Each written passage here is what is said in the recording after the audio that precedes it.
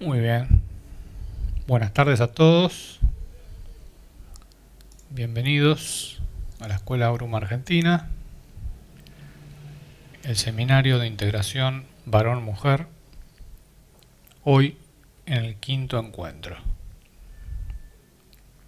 Hoy iniciamos la segunda mitad del seminario. Generalmente cuando uno inicia la segunda mitad de algo, tiene que apoyarse en lo recapitulado anteriormente. O sea, tiene que hacerse a los elementos de la primera mitad para profundizar en la segunda mitad. Esto, que es muy simbólico, se aplica a todo. Por ejemplo, a la vida. Jung decía, está la primera mitad de la vida, está la segunda mitad de la vida. En la primera mitad de la vida, el sujeto cumple con los mandatos de la cultura, con lo que viene de afuera. Es decir, con los roles fijos. Aparecemos en la vida como hijos de, luego pasamos a tener los deberes de hermanos de, otro rol fijo, el segundo. Luego pasamos a ser esposos o esposas de, tercer rol fijo. Y finalmente, el rol fijo de padre o madre de. Esos son los 4 roles fijos que se dan generalmente en la primera mitad de la vida. Los temas que tratamos aquí, en el seminario, en la escuela, son los temas que son generalizables. O sea, lo generalizable lo tocamos aquí y lo expresamos. Lo particular, lo individual, corresponde a las entrevistas personales, que en este caso corresponde a un espacio íntimo. Las dos cuestiones hacen a la realidad, lo individual y lo general. Aquí en la escuela tratamos lo general, que es lo susceptible a la difusión. Lo individual queda reservado para las entrevistas personales, para el espacio individual, íntimo. Entonces, dentro de lo generalizable está esto que mencionaba Jung. La primera mitad de la vida, en la cual el sujeto cumple con los roles de la cultura, con los roles fijos. Y luego está la segunda mitad de la vida, en la cual el sujeto se ocupa del sí mismo. Y Jung decía algo muy interesante. La mayoría de las personas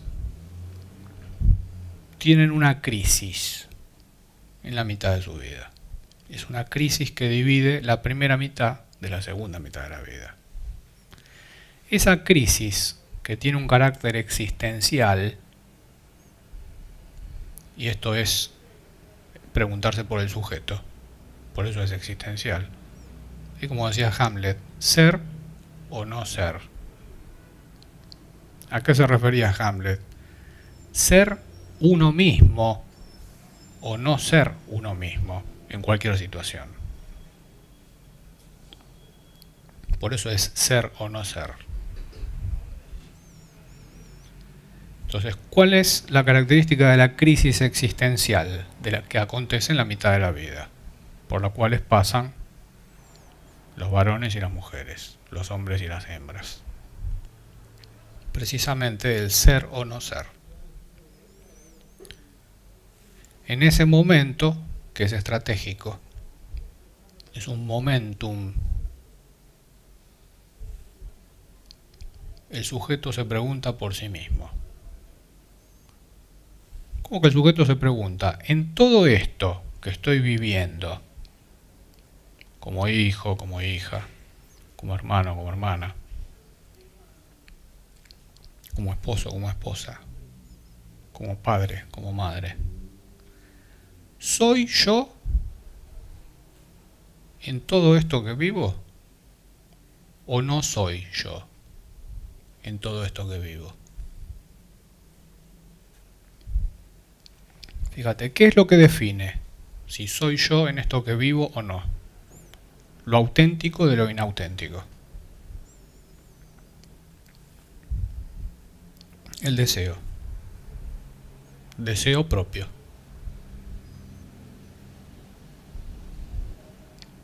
Por ejemplo, si yo soy un hombre y aspiro a ser un varón, y no puedo ir más allá del deseo de mis padres y de mi arquetipo familia, no funciono con el deseo propio, funciono con el deseo de mis padres. Por más que tenga una empresa, por más que haya formado una familia, por más que haya construido lo que sea, sigo estando dentro del deseo de mis padres. Ahí, ¿soy yo auténticamente o no? No. Ahí no hay sujeto. Por más que haya logrado un montón de situaciones y estoy dentro del deseo de mis padres, soy un objeto, no un sujeto. Soy objeto del deseo de otro, en este caso mis padres.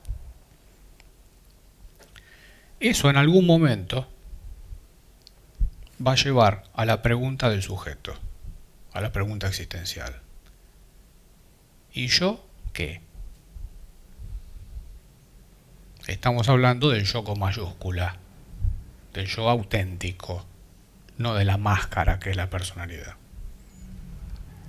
El yo auténtico se pregunta por el deseo auténtico para poder habitar la realidad propia.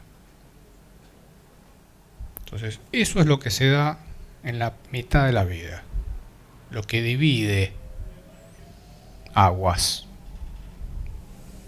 el deseo propio y la realidad propia.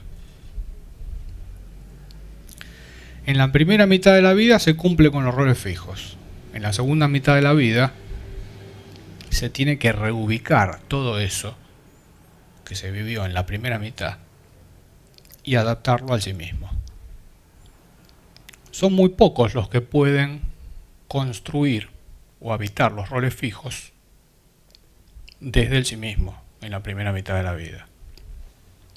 Generalmente el deseo del otro nos lleva a puestos, que son los paradigmas de la cultura. Por eso generalmente se menciona que la iniciación es muy difícil de abordarla en la primera mitad de la vida. ¿Por qué? Porque en la primera mitad de la vida está, hablando en términos de mitos, están las tormentas de la vida. Recién en la segunda mitad de la vida está lo que se ubica más allá de las tormentas, que es el arco iris en el mito. Fíjate, el arco iris que está en el mito, por ejemplo de Asgard, ¿cuándo aparece el arco iris? Después de una tormenta. Entonces ahí ya hay una clave, que la primera mitad de la vida es la época tormentosa.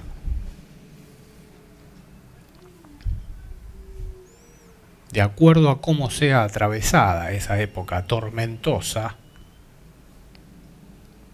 esto es, utilizando la luz de la tormenta, que son los rayos y los truenos, para ver y orientarse, de acuerdo a cómo transite el sujeto esa primera mitad de la vida, las tormentas de la vida, el sujeto se puede situar más allá de sus propias tormentas y estar ante el arco iris. Fíjate, ¿qué sería el arco iris? ¿Viste que es todo lo que se menciona de los chakras, que son 7 y que cada uno tiene un color? Bueno, el arco iris son 7 colores. ¿Qué sería el arco iris? Los colores auténticos del sujeto. Pero fíjate que el sujeto puede reconocer su propio color, su propio tono en la vida, su propia autenticidad, cuando ha transitado sus propias tormentas, no antes. Y en el mito del arco iris, fíjate, en el mito de Asgard, ¿quién se sitúa en la mitad del arco iris?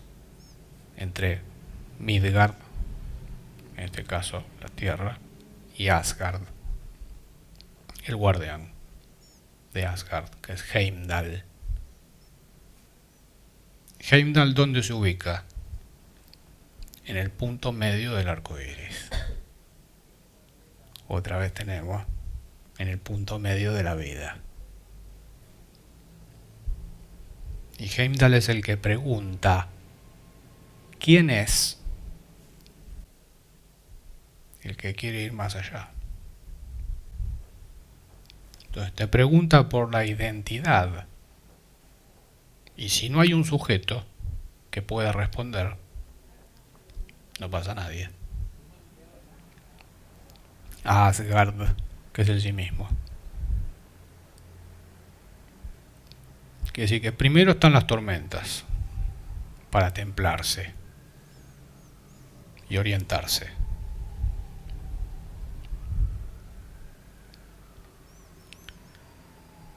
Las tormentas de la vida son el cortejo de las ilusiones humanas, el cortejo de los espejismos.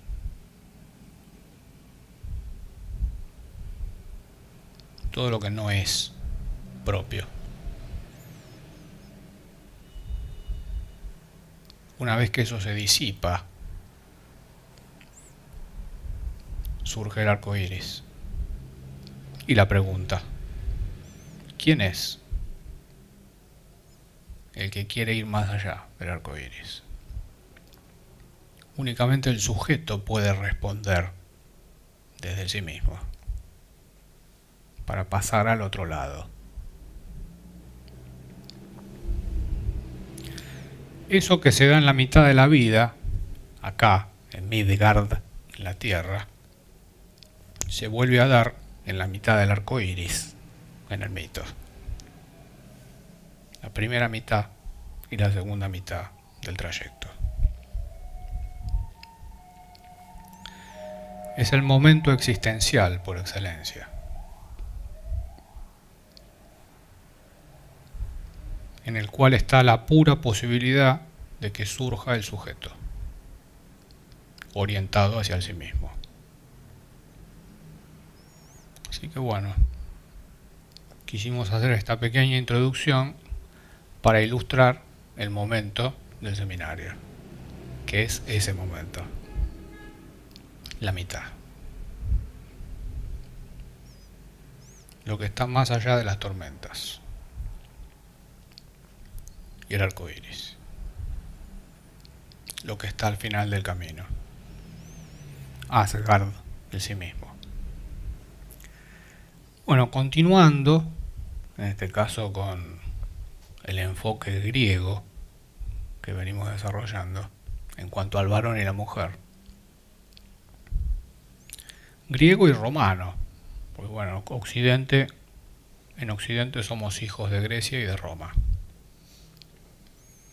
Por lo tanto, debemos aprender lo mejor de nuestros padres para rescatar los elementos para caminar el sendero. Tanto en Grecia como en Roma, en la particularidad de lo femenino, se da una tripartición, o sea, 3 niveles en lo femenino. En ese eterno femenino, en la Tierra, se mencionan 3 niveles que estaban en Grecia y en Roma. Esos 3 niveles de lo femenino correspondían a la figura de la concubina, en primer término, la figura de la hetaira, en segundo término, y a la figura de la mujer legítima o la esposa en el tercer término. Fíjate, eso alude a tres niveles. Eso lo mencionó Aristóteles, refiriéndose a esos tres niveles, que mencionaba las concubinas para el cuidado del cuerpo, o sea, para lo físico, para el ámbito de lo doméstico. La concubina tiene la maestría en el ámbito de lo doméstico, de los cuidados del cuerpo. La hetaira, que definido en términos conceptuales es compañera, o sea, la que acompaña en el sendero, con la cual se comparte el pan, por eso compañera. Las hetairas asistían a escuelas especiales, que eran para un tipo de mujer muy especial. Las escuelas de las hetairas eran el equivalente de lo que en Japón eran las escuelas de las geishas, que eran escuelas de misterios en lo femenino. Las hetairas eran mujeres con mucha preparación, que habían cultivado las artes de Afrodita, esto es, de la diosa del amor, de Venus. Eran discípulas de Venus, las hetairas, de los misterios de Venus. Y esto es muy oculto. Cultivaban las artes de la música, de la literatura, de la filosofía, de la sexualidad y del disfrute, en todos los niveles. Las hetairas cultivaban como si fuera lo más refinado de lo humano, en términos de disfrute.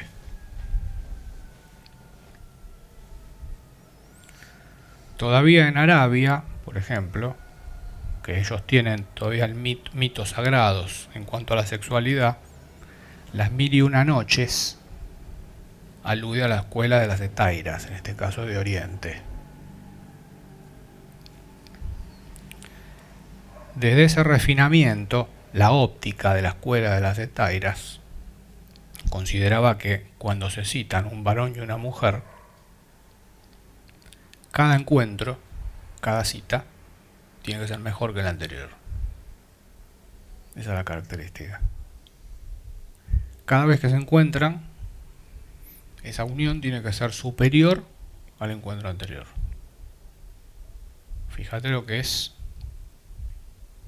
la óptica de una escuela así. Fíjate acá en lo humano, cuando se encuentran un varón y una mujer, cada vez que se encuentran, ¿es mejor o peor? No, para mí no. En general, se va desgastando. Lo mejor está al principio, generalmente. El éxtasis está al principio, el enamoramiento está al principio, y después empieza a ser una meseta, en la cual el valor, el éxtasis, el disfrute es cada vez menor. Fíjate, la óptica de la escuela de las hetairas era todo lo contrario. Tenía que ser mejor el próximo encuentro. Exacto. Y todo el refinamiento y todo lo que se les enseñaba tenía que ser en función de eso. Del disfrutar, o sea, del saborear los frutos. Fíjate, ¿quién puede saborear los frutos? El sujeto. Volvemos a lo mismo. Quiere decir que la escuela de misterio de las hetairas, ¿a quién estaban destinadas? A los sujetos, masculinos y femeninos. No a las personas, sino a los sujetos. Para las personas había otro tipo de nivel. Por ejemplo, lo que se llamaba las porné, que de ahí viene la palabra porno. Las porné o pornai eran las prostitutas de los puertos, que se ubicaban en los puertos, o sea, donde estaba el trabajo, donde estaban las situaciones más humanas de todos los días, donde estaba el comercio. Las pornai, si bien no pertenecían a una escuela como las hetairas, ¿cuál era la característica o el techo de lo que ofrecían? No era la posibilidad de una mujer encontrando un varón como las hetairas, sino era la posibilidad de un hombre encontrándose con una hembra. Hombre, hembra. ¿Cuál era el techo del encuentro? La voluptuosidad. Fíjate, eso por sí marca un nivel. Que fíjate, hoy, en el mundo de hoy, ese nivel de la pornai es muy difícil de lograr. Son muy pocos los que llegan a eso. Ni hablar de una etaira. Pero fíjate, ni siquiera se llega al nivel de voluptuosidad en cuanto al disfrute, que era la escala más baja. La voluptuosidad instintiva, del disfrute pero instintivo, en términos de persona, no de sujeto. En términos de cuerpo físico, de placer físico.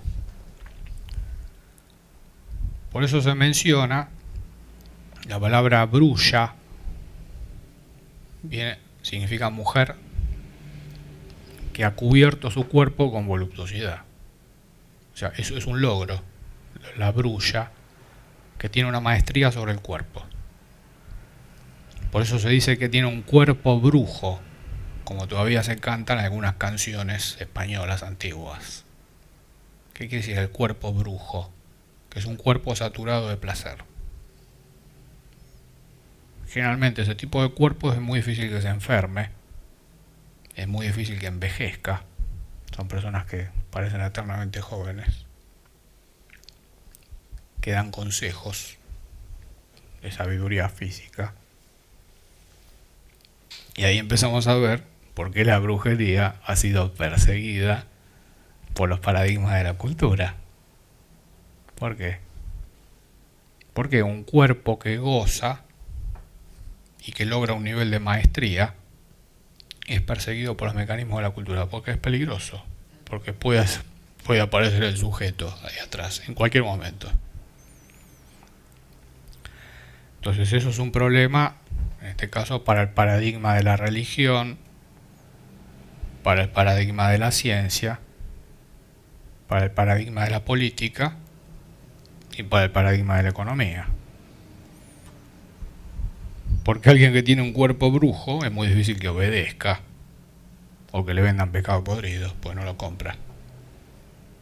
O sea, se ríe de los paradigmas de la cultura. Quien tiene un cuerpo brujo o una brulla. Por eso han sido tan perseguidas a lo largo de la historia. Pero fíjate, es porque hay un logro. Y porque se abre una puerta, una posibilidad. Y puede aparecer un sujeto. Ahí se torna peligroso. En las escuelas de las hetairas incluso se manejaba, se enseñaba el manejo de los perfumes, que era toda una ciencia antiquísima. El manejo de los perfumes era una de las cualidades de los misterios de Venus, de Afrodita. Se los enseñaban como una estrategia de liberación. ¿Qué quiere decir esto? Algo de esto que decimos, del manejo de los perfumes como estrategia de liberación, se puede ver en una novela que se hizo una película que se llama El perfume,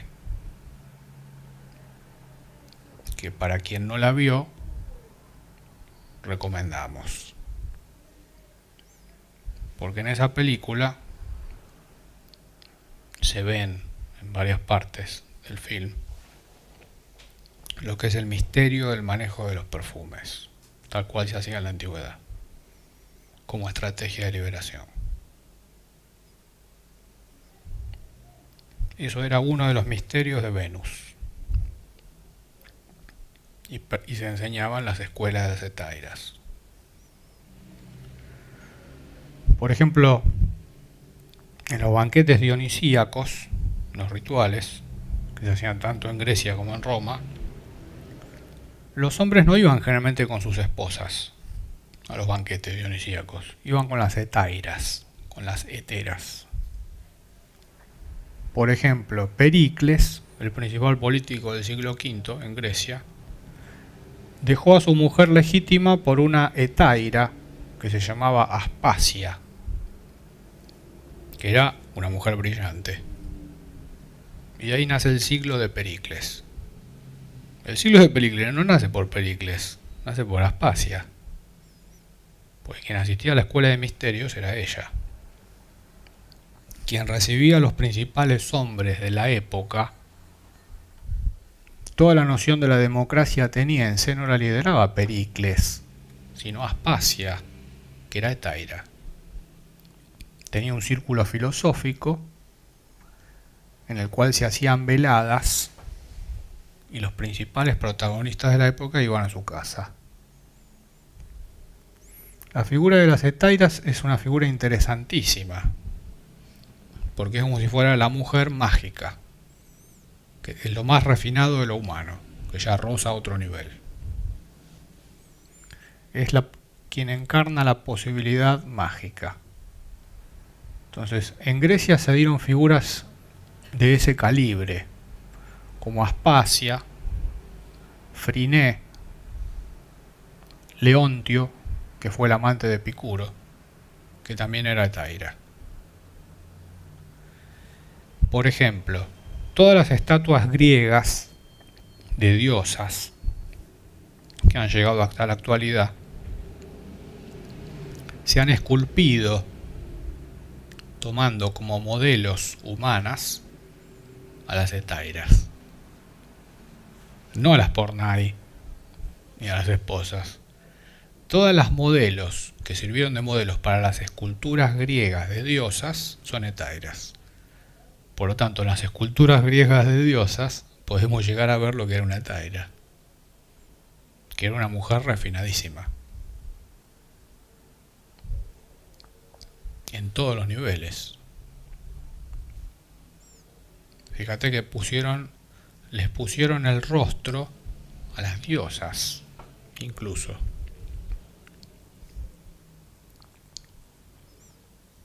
Las hetairas les ponían el rostro a las diosas, les ponían el cuerpo. Friné es una mujer que encarnó en Grecia, con lo cual, cuando no se bancaban mucho a las hetairas porque eran peligrosas, les hacían juicios públicos para matarlas. Y Friné se dice que simplemente dejó que le hicieran el juicio, toda la multitud, y cuando la estaban por condenar, se desnudó delante de todos. Y dice que se quedaron todos absortos en estado de éxtasis y la declararon inocente, porque era una diosa encarnada. Algo de eso se da en la película El perfume también, cuando lo quieren matar al protagonista. Y él simplemente unifica el perfume, que era lo que él estaba buscando, que lo había hecho con la esencia de mujeres vírgenes.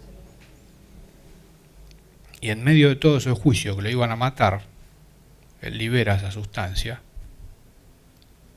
y transforma a una multitud que lo quería matar en una especie de banquete dionisíaco en el cual todos empiezan a disfrutar, entran en éxtasis y después se duermen.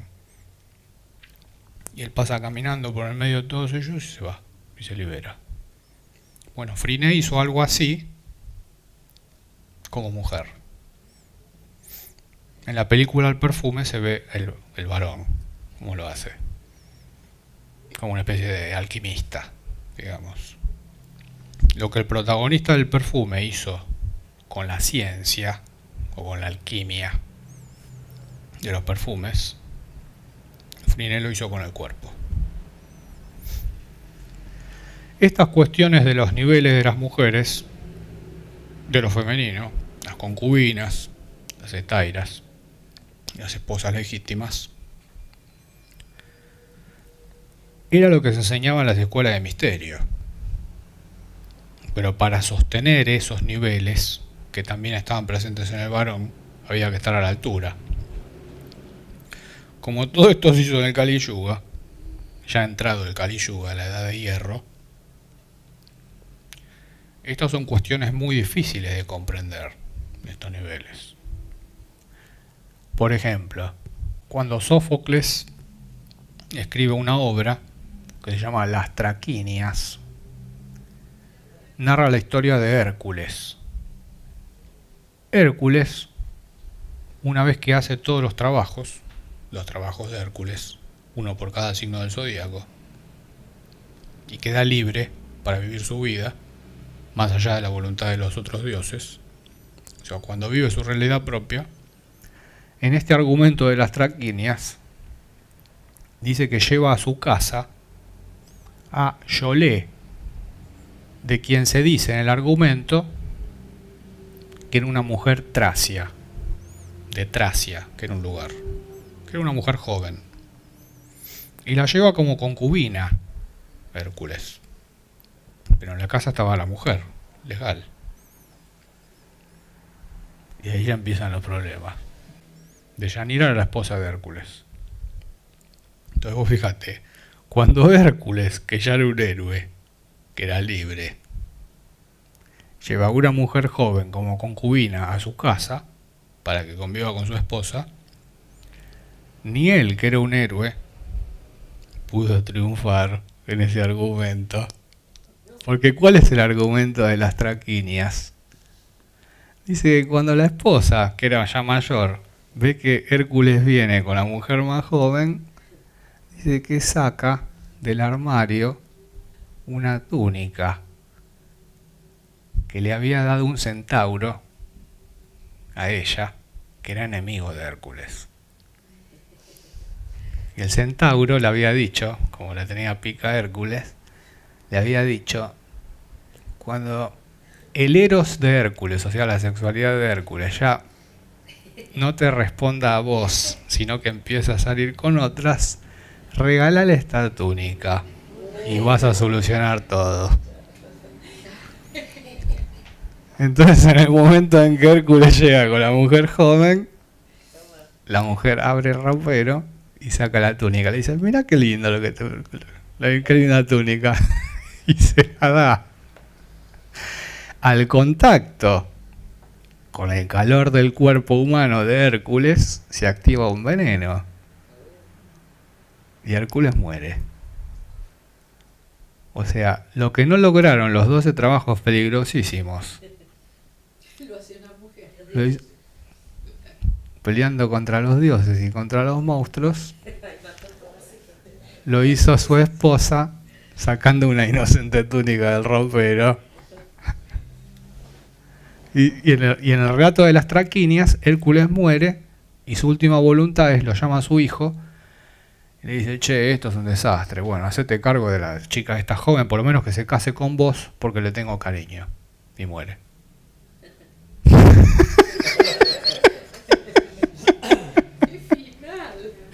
Ese, fíjate, es una especie de chiste esotérico griego del Kali Yuga. Porque como el tiempo viene en caída, lo que antes era heroico, ¿ves?, se transforma en humano. Es lo mismo que dicen, por ejemplo, de Aquiles. Aquiles, que era el mejor guerrero de Troya. Por ejemplo, si viviera hoy, lo llevarían al programa de Mauro Viale como un violento golpeador, por ejemplo. Al mejor guerrero de los aqueos. ¿No? Vos ves que hay muchos antiguos guerreros que encarnan en esta época y que no se adaptan a una época que no entienden. Porque es una época en la cual no hay honor, no hay lealtad, hay cobardía y hay traición. Los antiguos guerreros no entienden eso. Es un mundo que no entienden. Y lo bien que hacen. Porque lo que tienen dentro no se degrada. Entonces, al final de las traquinias,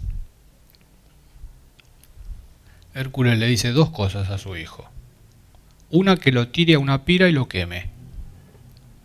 A Hércules. Cosa que el hijo no quiere aceptar.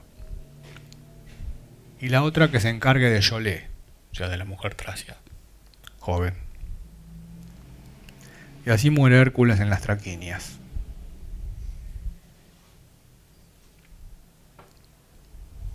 O sea, lo que no lograron los dioses y los monstruos, lo logró trayendo una mujer joven a su casa. Ese fue. Ese es un chiste satírico griego, escrito por Sófocles, para ilustrar lo que es el Kali Yuga. Lo que pasa en las escuelas de misterio, retomando un poco después de este chiste, la sexualidad constituye una función sagrada. Por eso las escuelas de las hetairas, como las geishas, o las escuelas de Arabia, a la mujer se la forma en la sexualidad sagrada. O sea, la sexualidad sagrada era que todo eso que se enseñaba en cuanto a la sexualidad tenía por finalidad el contacto con los dioses, cualesquiera que sean, o el contacto con lo divino, o la reintegración con lo divino. En cambio, en esta época, la prostitución, ¿por qué se ejerce? Fíjate, el dinero ocupa el lugar de lo divino, o de los dioses, o de lo trascendente. Se hace por dinero. Lo contrario. O sea, lo que tendría que estar abajo, está arriba. Que esa es precisamente la etimología de la palabra catástrofe. Catástrofe significa que lo que debería estar abajo está arriba, y lo que debería estar arriba está abajo. Es un esquema invertido, la catástrofe. Y hablando de esquema invertido, podemos citar que, por ejemplo, la epístola a los Corintios que hace San Pablo, en la cual se habla del amor cristiano, ¿viste? Esa epístola que dice, sin amor no soy nada, empieza a enumerar todo lo que el amor es, que sin amor, etcétera, etcétera, etcétera. No por nada San Pablo lo dice a los Corintios de Corinto, les habla del amor. ¿Por qué? ¿Qué había en Corinto? Estaban las escuelas de Afrodita, de las hetairas. Fíjate, todas las epístolas que hace San Pablo no son al azar. Son en donde estaban las escuelas de misterio. Entonces él les habla de lo mismo para convencerlos, pero con otro sentido. Por eso mencionábamos la palabra catástrofe. Pues es una catástrofe. O sea, lo que está abajo está arriba. A partir de las epístolas del cristianismo, la sexualidad pasa a ser pecaminosa. Porque San Pablo, cuando hace la etimología del amor, lo separa de lo sexual. Entonces lo sexual pasa a ser malo. Las hetairas pasan a ser pecadoras, malas. Por eso, por ejemplo, el concilio de Éfeso, que se hace el cristianismo, ¿por qué se hace en Éfeso el antiguo concilio del cristianismo? En lo cual salió todo el dogma. ¿Qué había en Éfeso? Estaban los misterios de Artemisa. Estaba el templo de Diana y Artemisa en Éfeso, que era el culto a la Gran Madre, anterior al cristianismo.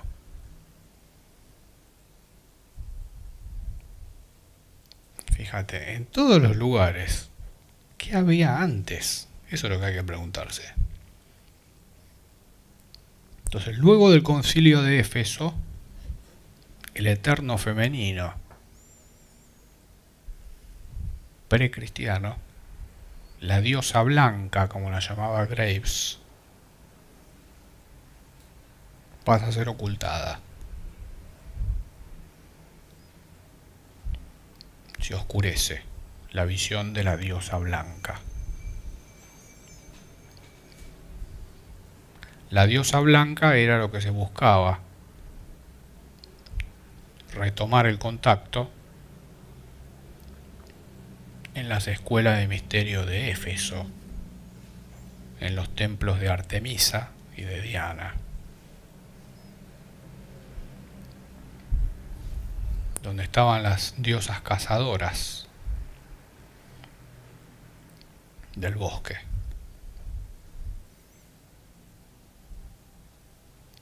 Las diosas cazadoras del bosque tenían la clave para reintegrarse a la diosa blanca.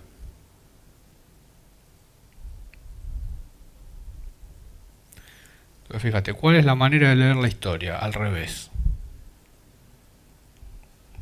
Como el mundo actual es una catástrofe de un mundo anterior, o sea, es el mundo anterior sagrado dado vuelta y convertido en profano, también se puede leer este mundo y volverlo a dar vuelta para reencontrarse con lo sagrado y con lo divino. Porque la palabra cultura, la etimología, viene del latín colo, que significa cultivar. La cultura es lo que se cultiva y que crece, se desarrolla y da frutos. Por eso antiguamente se daba la lucha por la cultura, la Kulturkampf.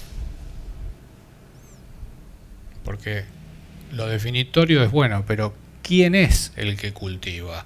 No es lo que se cultiva, sino quién lo cultiva. ¿Qué es más importante, lo que se cultiva o quién lo cultiva? ¿Qué es más importante, la semilla o el sembrador? El sembrador. Fíjate, para lo antiguo, para la concepción iniciática antigua, lo más importante era el sembrador. Si el sembrador era el apropiado, si era el sujeto apropiado, cualquier semilla que se sembrara podía florecer y dar fruto. Porque lo sagrado estaba en el sembrador. Fíjate, hoy la catástrofe se da vuelta al mundo. ¿Qué es más importante hoy para la cultura? La semilla. Monsanto. Monsanto. Todo el dinero, los recursos, la investigación, todo, la semilla perfecta. Tiene que ser modificada genéticamente, todo puesto ahí. Porque se considera lo contrario, que lo más importante es la semilla. El proyecto este que hacen en Noruega, que lo hace el Poder Mundial con el Banco de Semillas, fíjate, hicieron un arca de Noé de semillas. Juntaron todas las semillas y están todas ahí. Fíjate, ¿cuál es el paradigma de la catástrofe de este mundo? Siguen poniendo el énfasis en la semilla y negando al sembrador.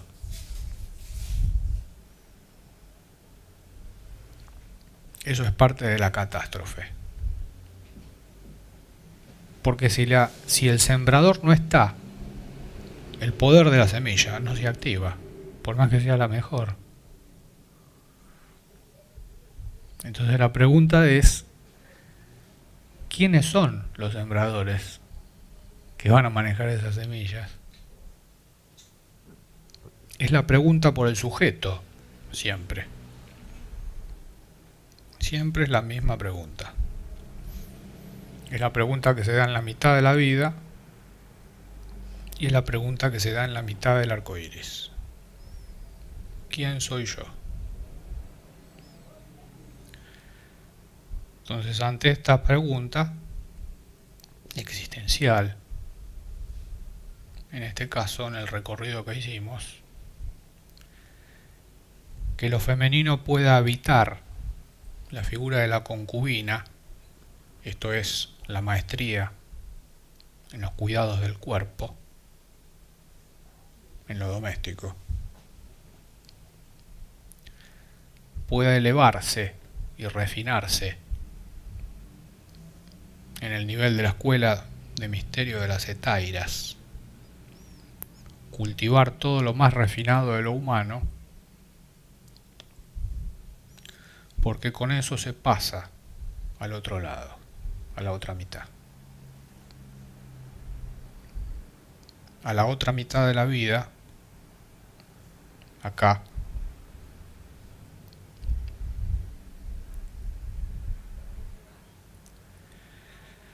y a la otra mitad del arco iris, allá.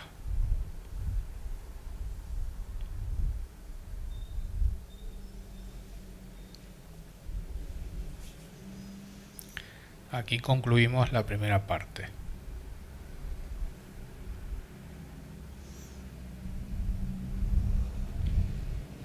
Muchas gracias por estar. Continuamos después de un alto en el camino.